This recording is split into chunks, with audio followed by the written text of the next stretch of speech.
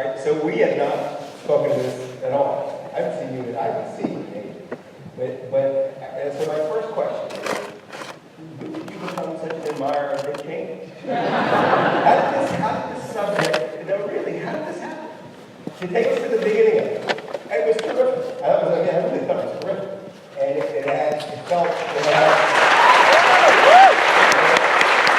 a big short in Talladega Nights. I'd love to know. Stepbrothers. That's what I would say. Yeah. So tell me how you got interested in something. You know, Dick Cheney was a guy who, I think maybe you and I, maybe we did not talk about this, but when I was at SNL, you know, obviously W. Bush won the presidency, and then Cheney was involved, and we're all like, who is that guy? And it kind of became a joke around the hallways, and then we saw it become a joke with the, you know, talk show hosts who were like, you know, oh yeah, Cheney's really in control, he's pulling the strings, and then he obviously shot a guy in the face, and then the joke kind of enhanced. And it wasn't until really afterwards, when the whole thing that we had been through with W. Bush and Cheney kind of passed us over, that I really started asking the question, wait a minute, who was that guy? Like, we really didn't know. And from that point on, I was fascinated, kept reading about it. But where do you go, so how do you go from that to I'm going to make a movie? It's going to define how everyone thinks of him for all time. And then how do you guys, when did it cross your mind you could turn this into a film? It was after, seems to be going in and out. Okay, there we go. It was after The Big Short. It was after The Big Short had kind of had its run, and then as our bodies are wont to do, I got really, really sick for about 2 or 3 weeks after the Academy Awards, and it was one of those moments where I looked at my bookshelf. And I think we all do this. Friends give us books, and they go on the shelf, and we don't always read them. And I saw the Dick Cheney book, and I pulled it down and read it. And I just kept saying to my wife, who was very bored with me by this point, oh my God, oh my God.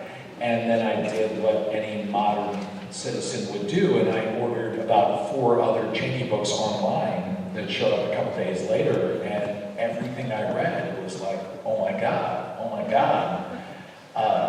This guy didn't just pull strings, this guy took over our government. This guy changed the course of American and world history. And then when it got into the personal life, and it got into his family and his wife, then I was really blown away, and that's where I called the producers, Kevin Messick, Robin Woolley, who worked on The Big Short, and I said, I think we have a movie. Tell me how you think about him. I mean, tell me how you feel you know him better than when you first pulled the book off the shelf. Who is this guy? I mean, that was the central thrill or draw of the entire movie, was who is this guy? And this is a guy who has done everything he can to cover up every track he's left. I mean, there are hundreds of thousands of documents, there are emails, there are, you know, you read his autobiography, it is like a court deposition. I mean, there is nothing in that biography. And what I found was that he was just a kid. He was just a kid from Wyoming who happened to run into Lynn Cheney, who was the most beautiful, intelligent, charismatic girl in the state of Wyoming. And you look at Cheney's family, the rest of them, you know, all went on to have unremarkable careers. And to this day, when you go to Casper, Wyoming, everyone will tell you whoever Lynn Cheney would have married would have been president or vice president. I mean, literally, they will tell you that. And we hired a journalist who went around and interviewed people, and that's what they said. No one sees themselves as a villain. And you've given us a character who doesn't see himself as a villain, explains himself at the end. Is there anything out there that justifies that last that last speech to the camera, where that we know that's how he thinks about how he went through his life? You know, one of the great assets I had with this movie was that I had Christian Bale, who, as Michael knows, there's no one more dogged in going after someone's character or going after someone's essence. So can I tell my Christian Bale? Yeah, of course. So The Big Short, when you had him play Michael Berry, the Asperger's syndrome afflicted hedge fund manager who saw the financial crisis, the subprime mortgage company, and betting it. You know, when I saw the first cut on the screen, I had a couple thoughts. One is he's wearing the very clothes that Michael Berry was wearing when I met him. And two, he was indistinguishable. I mean, I was watching Michael Berry on the screen. And when we were doing the junkets for The Big Short, and I had a chance to talk to Christian, I would ask him, you know, how did you do that? You know, how did you get him so bright on the screen? And he said, first he didn't want to talk about it. I think they don't like to reveal the tricks of the trade. And when I knew this, and I knew that he had spent all of one day with Michael Berry. And in this case, he probably didn't spend even that in Chain. But he got there at 8 in the morning, spent till late in the evening, and then left the office. And he finally said, well, you know, it wasn't that hard. And I said, well, I spent, you know, a year with that guy, and I could not describe what you did. He said, no, it wasn't that hard, because all you have to do is watch when he breathes.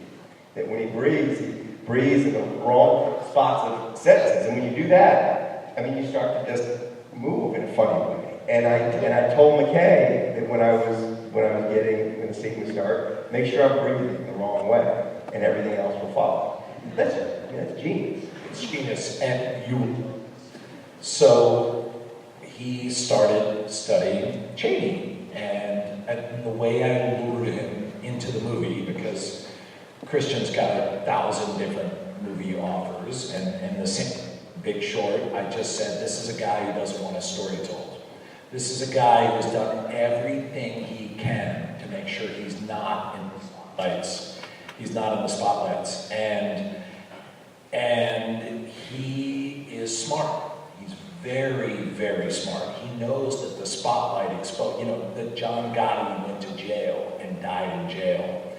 And right away you could see Christian kind of perk up.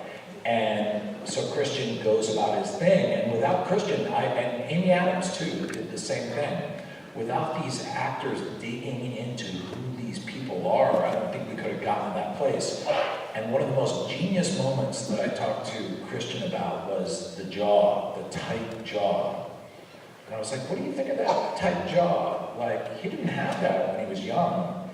And Christian's idea was, you have to ask Christian for the exact quote, so I'm going to paraphrase him. But he said that's where the DUIs from his youth, that's where the fighting in the bars, all the stuff was in the jaw, and that tight kind of chainy jaw. And the second he said that, it was like the character just opened up. It was amazing. How did he study it? He watches every single bit of footage, every single interview, every single thing you can imagine. And by the way, I did exhaustive research. I mean, the movie is The Big Short. Cut out. I had Michael to do all the exhaustive research. In this case, I had to do a lot of it, although there were a lot of great journalists out there who've written a lot of great books and articles and interviews. And in Christian's case, he took all of that and then he went deeper. And I thought going into the movie, I was like, I don't know if there's anyone on planet Earth that knows more about Dick Cheney than I do. And within 2 minutes of talking to Christian, I was like, oh, he's way past me. So and then here's the crazy thing. So he shows up for makeup at 2:30 in the morning. And I'm like, Christian, I'm so sorry I wrote this crazy fucking movie. You gotta show up at 2:30. He said, that's not a problem. I just listened to tapes of Cheney talking. And I'm like, wait a minute, that relaxes you? Or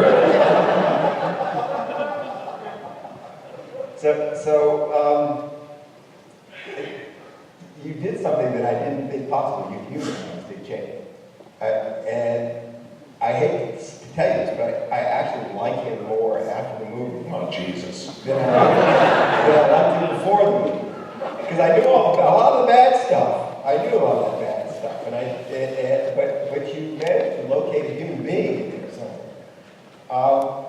I'm curious if you're getting that response to it. Well, I had about 5 or 6 years ago, I was talking to a friend of mine who was a screenwriter, and I said to him,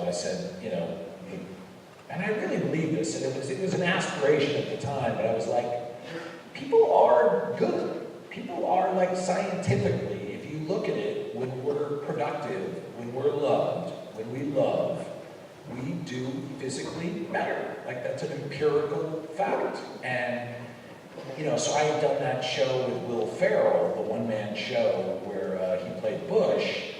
And by the end of it, Will and I were like, I can kind of feel a little bit bad for Bush. And yet at the same time, fuck him.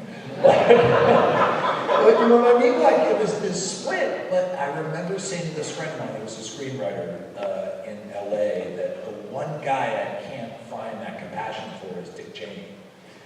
And right away, my friend said, then you have to write that movie. So, of course, I said no, and moved on with my life, and had children, and did very well. And then eventually, it came back around to this. And yeah, that's what happened. I mean, the question is, and I think we ask it all the time, is how do you end up being that person? During the research on the movie and during the editing on the movie, we were looking at the marketing guy who did the death tax, inheritance tax, Frank Luntz. And my editor said to me, how does this guy sleep at night? And I said, hold on a second. And I Googled it, and sure enough, there was an article in the Atlantic, and he couldn't sleep at night. It really was a whole article about how Frank Luntz is like, I don't know what happened, I can't sleep. Because he sleeps in the day, and lives at night. He sucks blood. So I really feel like, and I think you maybe agree with this, that like, unless we see how these people are human, unless we see how they're us, and how they can end up there, then what's the point? There's no such thing as villains and heroes. We're not just born that way. There's a twisty, turny, confusing path to where we end up, and I really wanted to show that. When you were getting it, were you at all tempted to try to interact with Cheney himself? Did you try? Oh, I was so tempted.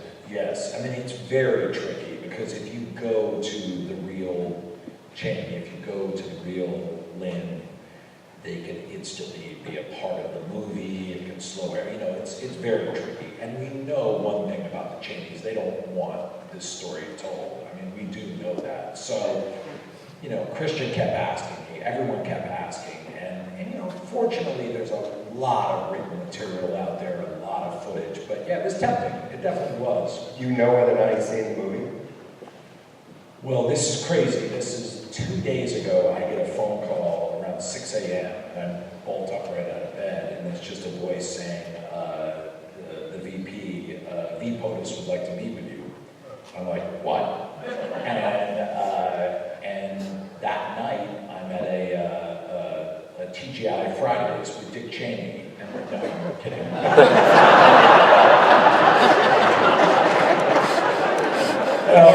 No idea. The only thing I can tell you is Mary Cheney followed me on Twitter. That is actually true.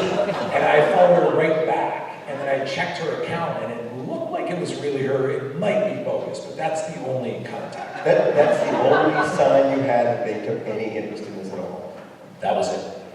No request for the script? Oh, well, no hacking of your files? Well, I'm sure that happened. I mean, let's be honest. I did hear, was it Liz made some joke about like Batman is playing her dad? I did hear that as well. But yeah, that's all I've heard. The wonderful, you had that line, the beware of the quiet man. Did anybody ever tell you the Scooter Libby and Dick Cheney fishing story? I'm very excited right now.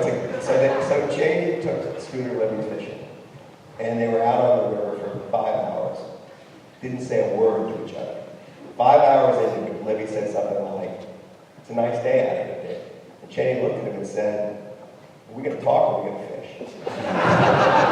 and that's good. That you captured that character completely. That is so good. So, let me... Isn't Scooter a Trekkie, too? Isn't he like a crazy... No, I'm not kidding. I think Scooter wrote a book about Star Trek. I think he's like a crazy Trekkie. So did you have any interaction with any of the people from the Channing world? Did you have any advisors coming in to look at it and say... Yeah. We brought in, we had a journalist who went around, interviewed people, of course, off the record, I did a tremendous amount of research and read a lot of things. And then we brought in this journalist who interviewed people from Cheney's sphere, and the thing was always like off the record.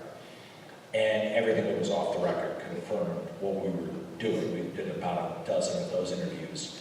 And then eventually, by the end, we screened it for people that were, journalists who had researched Cheney and, knew all about it. So, we beat it up pretty nicely. But there were still a couple moments in the movie that were just those question mark moments. And obviously one of the big ones, I'm sure you noticed, was when he told Rumsfeld, "You're gone." We did everything we could, and I couldn't get an account on that. So I just played it very conservative. I just slow played it. And then the other one was the death of Lynn's mom, too. I couldn't get anything on that. Those were the two moments. So the scene between Channing and his father-in-law. Yeah, we did every bit of research. I don't know. No relationship with that father-in-law that followed through with that. The father-in-law died of cirrhosis of the liver, a really rough relationship. But I looked at those two moments as kind of more symbolic that Chaney became the father at that moment.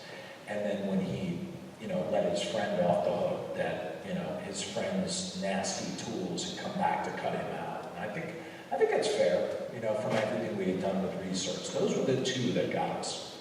So if someone told you when you were, like at Saturday Night Live, or making Anchorman, I get you. I totally get you. He doesn't get me at all. You don't surprise me. Nothing you do will ever surprise me.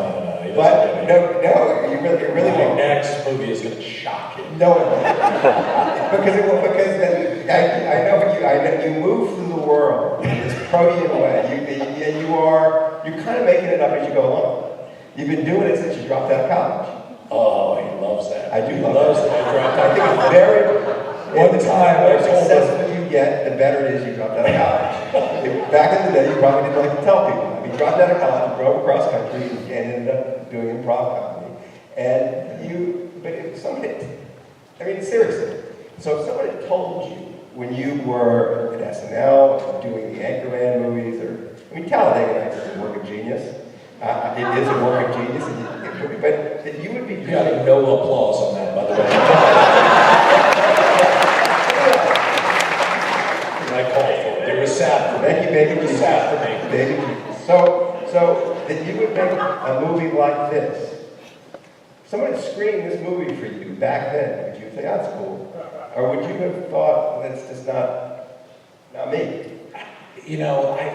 I think we all remember being freshmen in college, and our pretensions are large. And honest to God, I was a pretty pretentious young man. I don't believe that. Do the young you. I was reading Ferdinand Celine, and I was wearing my French army coats, and I was dating my girlfriend who smoked the clove cigarettes, and we were pretty freaking pretentious. We were going to see the old Kurosawa movies in Philadelphia, and by the way, glorious. If you're this young, do that. But no way I would ever imagine this. But I also would not have imagined, and Michael's not going to like this, but I would also not imagine that the world would have bent in this fucking insane. No, I do like it. Do you? Absolutely. I've been writing about it. Because that was the thing I never saw coming. I always figured when I was 19, like, this is going to be the world. And never did I imagine that we would have this. I'm not even going to name names or anything. I'm just going to say this. No, it's unbelievable. It's unbelievable. And if you notice, we don't say that thing's name in the movie at all. There's a little flash of a picture of him in the 80s, which I think is all he deserves. He's an 80s, retread celeb. And,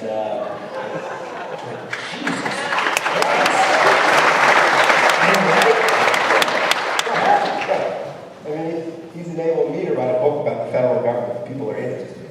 He's made the federal government interesting. That's so good, by the way. If you haven't read it yet. So rewind the tape a little bit. And tell me when you first thought I might make political movies. Here was the thing that I remember having a night in New York City around 96 where I couldn't sleep and I turned on C-SPAN and I started watching C-SPAN and they were arguing about international waters and trade rules about the waters. And I was like, holy crap, this is amazing. Like, whatever they're going to say here is going to happen. No joke. And so I always viewed, like, to me, the odd thing was when people were like, politics are boring. I'm like, politics? Like, it's representative government. Like, it's literally what we've been fighting for like 5,000 years, is to have a... Check. Oh, this is interesting. Very interesting. Shut them off. What we don't want the people to hear. This is Charles Koch. Pull the plug. So my joke was always that, like, when you call representative government politics, it's like calling sex like prostate therapy. It's like calling love prostate therapy. Like, it's the most demeaning way you can describe politics. So I've never viewed it as politics.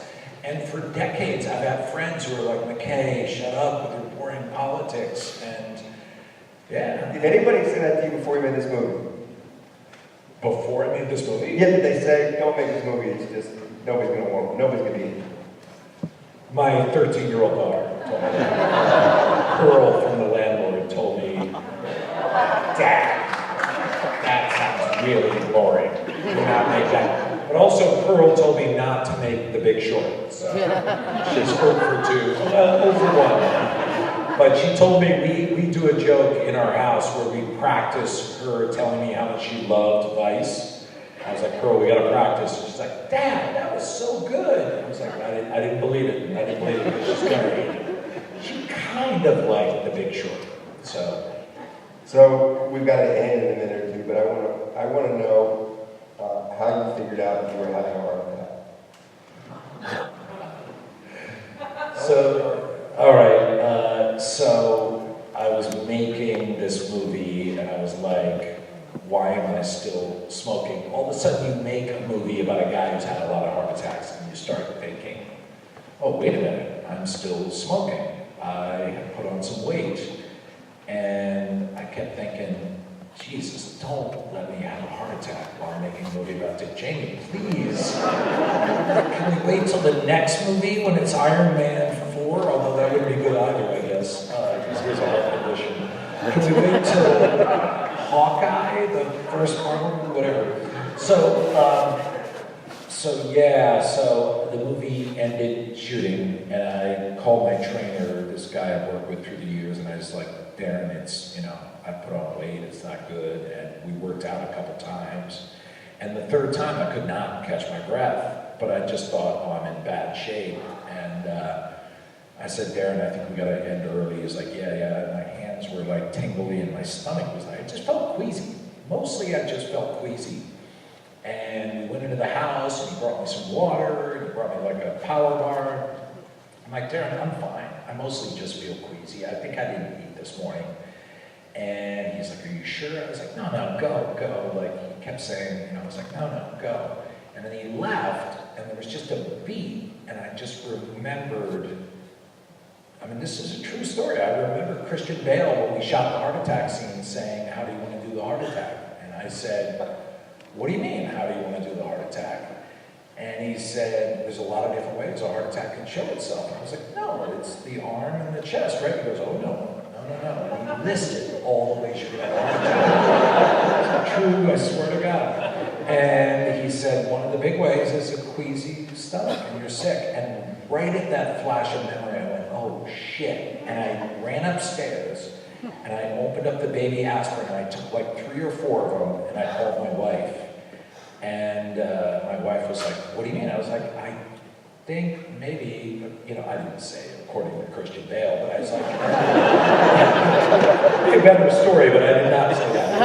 And I said, I think maybe I'm having a heart attack, but I'm not sure. And she was like, oh, well, maybe. And then right in the middle of that sentence, she's like, fuck it, I'm calling 911 right away. And then we have this rescue dog, Pumpkin, who, despite his name, was a mangy German Shepherd rescue, was vicious. Vicious, unbelievably vicious.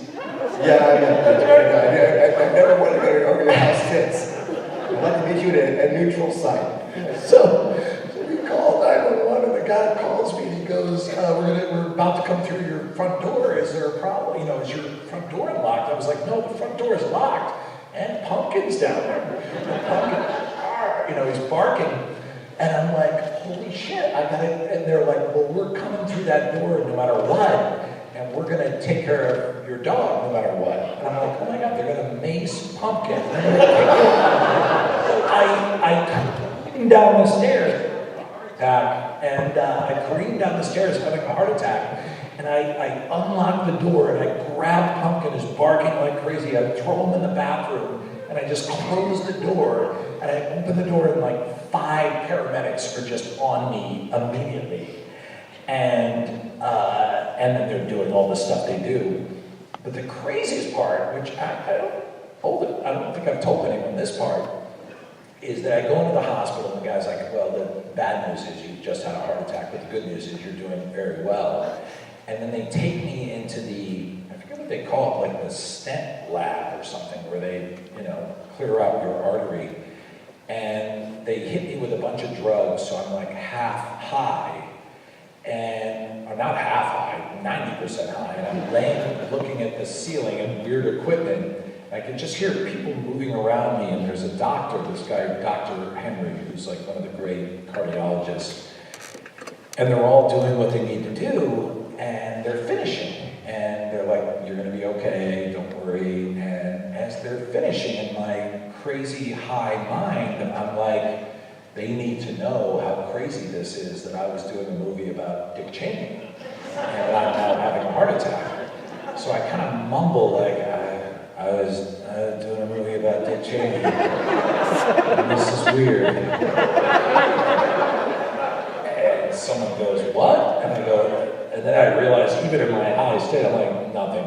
And then I hear a voice to my right, I have no idea who this is, go, who are you talking about? I was like, I just did a movie about Dick Cheney.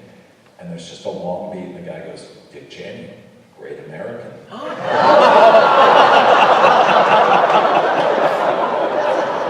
And this is true, 100% true. And I go, Robin knows this story, I've told her this.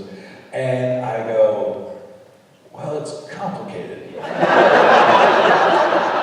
And he's like, what's complicated about it? Great American. And then in my head, I'm like, they just saved my life.